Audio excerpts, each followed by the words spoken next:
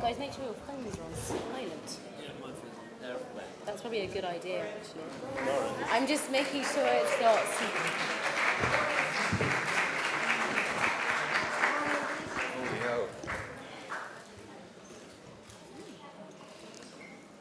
Oh, sorry. It's a good thing I don't have a phone with me, because it would go off now. That's why I just... That's why I just turned it on silent. I have my phone on. Egunon, muy buenos días a todos, ongi etorri.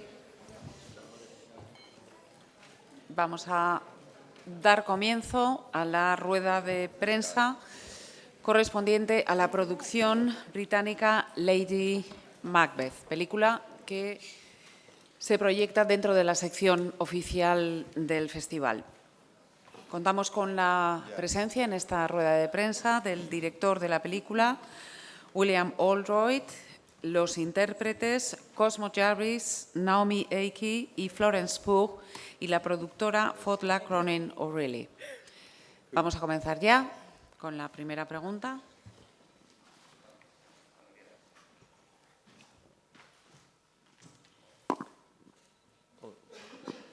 Sí, hola, buenos días. Quería preguntar al director sobre... Hay unos cuantos planos que tienen mucha simetría, si no simetría perfecta, pues casi, por ejemplo, o básicamente todos aquellos en los que sale el sofá en primer plano y la protagonista sentada. Quería quería preguntar cómo es la planificación de ese tipo de escenas y el color, o a veces incluso parecen casi pinturas. Muchas gracias. Yes, thank you. Well, it's worth saying that we worked very carefully on the logic of the camera work because we felt that we wanted the camera to represent entrapment and isolation. So this is why we kept a very sort of formal frame and kept it locked off. And then we were really investigating when the camera might move, at what point, if we wanted to go into handheld. And we thought it would be most useful if it was to represent the inner life of Catherine, the main character. So when she starts to wake up, then we decided to move the camera with her. So the camera is absolutely connected to her point of view. And in terms of the framing and the formal composition, I worked very closely with Jacqueline Abrahams, the production designer, and Ari Wegner, the cinematographer, to look at the work of Willem Hammershoy, the Danish artist, who was also influenced by Vermeer, which you might be able to see through the film. So it wasn't a direct copy of that, but it was heavily influenced. Hi there. If the movie were to continue, what would happen with that baby? Do you want to say something? Off you go. I don't think he's going to have a very happy life. I mean, to be honest. Well, maybe it would become best friends with the cat. I think the cat and the baby would become very good friends. But yeah, I mean, I think the pregnancy is a burden at the end. I don't think it is a positive note. That's what I have to say. Would you say? Do you want to add anything?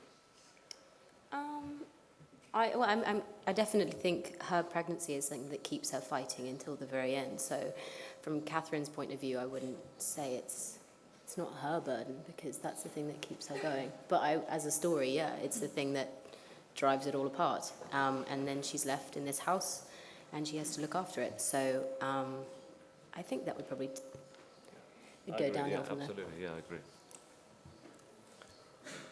Thank you. Siguiente pregunta, por favor. Hi. Sorry, as I understand, well, you come from the theatre background. In fact, this is your first film after theatre. So could you talk to us a bit about adaptation or working with film different to working with theatre and how you saw it and what your experience is like? Yes, sure. I mean, the adaptation was written by Alice Birch, she was the screenwriter, and we both come from theatre. It's her first screenplay and my first film. So we were very keen to learn the difference between a stage adaptation, where I think the engine is really language or text, and cinema, where it really is pictures or the visuals. So we wrote a lot of that into the script in the first stage. In terms of the sort of physical production of the film, the biggest difference for me was time, because really a play is made in the sort of 5 or 6 weeks of rehearsal that you have. So we have the script, we have the actors in the room, and together in collaboration, we spend that time working out how to realize what the writer intends. That's our job. We didn't have so much time. We did actually have 10 days of rehearsal before we started shooting this film, which was very useful time. I'm sure the actors will agree. Yes. Yeah. Because it's not common in film. It's not common to have that rehearsal time. But it meant that we were able to read the script together, talk about the ideas, identify what the objectives are for each character, and then actually to build the inner life of the characters together before going onto the set and starting to shoot the film. Hola, quería preguntaros un poco por el personaje de Catherine que interpreta a Florence. Sí, aquí, perdón.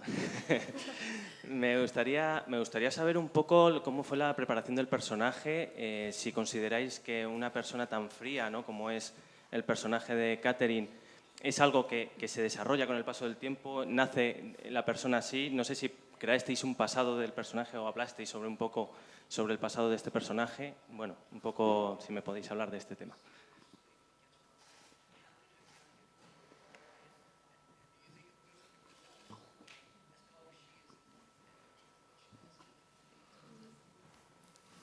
Do you want to answer? I have some things to add, but you can go first.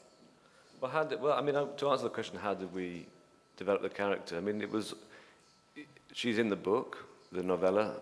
I think what Alice did to create her was fantastic, because if you read the book, the characters are very thinly drawn.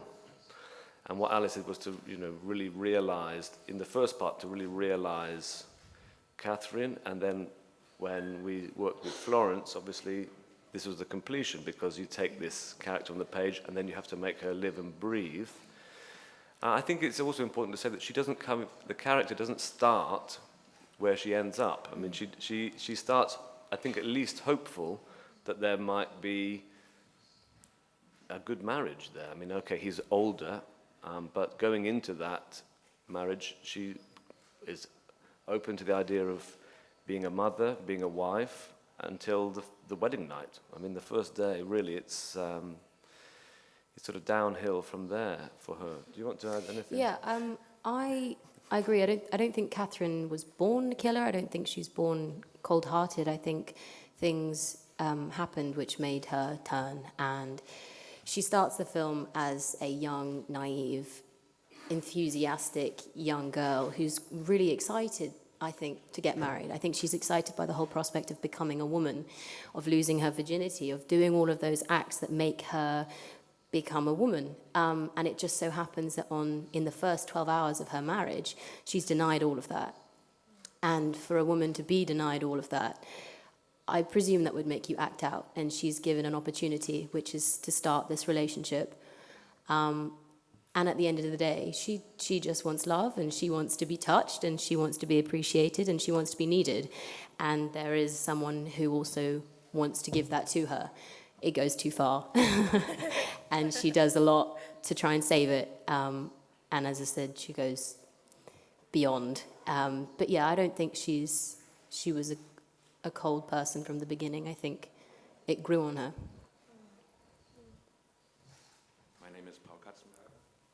Germany, and I just wanted to ask with respect to what you just said, because my feeling also was that she was not a cold-blooded person in the beginning, but I was asking myself in the end whether she can live to the end of her days with a bad conscience, or does she even have a bad conscience, and how much of the whole story is the social liabilities she's put into, and how much of it is her own personality or her personal structure?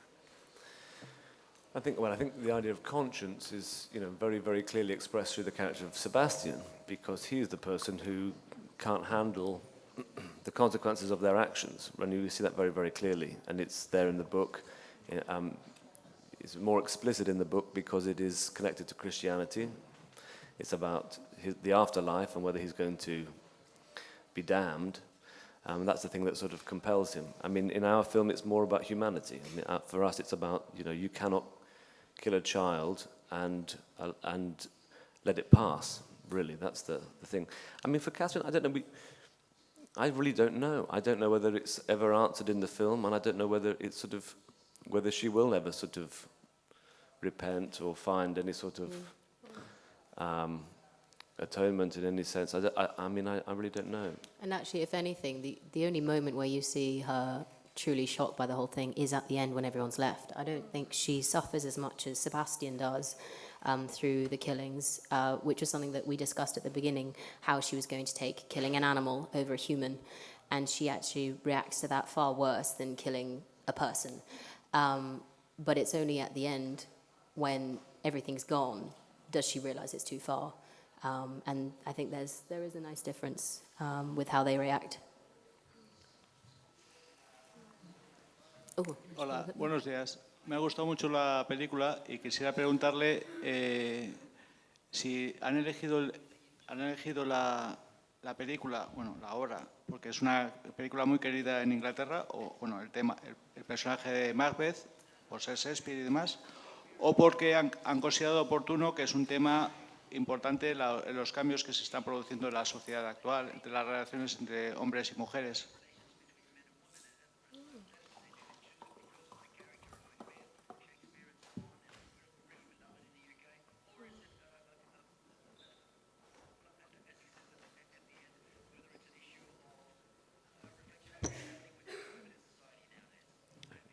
Yeah, it's coming through. We got the question. Thank you very much. Yeah, very well explained. I don't know where you are, but thank you very much. It's great. I think it's very important to say that this is not Lady Macbeth of the Shakespeare play, Macbeth, but it is obviously from the Nikolai Leskov novella. And the reason that he calls this character Katerina in the book Lady Macbeth is because he can't conceive of a woman doing such terrible things without being either unsexed or full of direst cruelty, basically. These are the... I mean, I don't think that we, as a group, necessarily agree with that, but it certainly wasn't in order to sort of get a Shakespearean audience to come and see the film. If anything, people in England are force-fed Shakespeare as children and very often can put them off Shakespeare because they have to study it. It's compulsory in schools, But it is also a shorthand for the sort of character that Catherine has. Lady Macbeth, when you see those two words or you hear that name, it summons up very powerful images. And I think just in terms of the relationship between men and women, I would say that actually someone described it very well the other day when they said that this is a radical drama which happens to be set in the past. I feel that there are sort of contemporary parallels to draw from it, and I hope that we've been able to realize that in the film. Siguiente pregunta, por favor.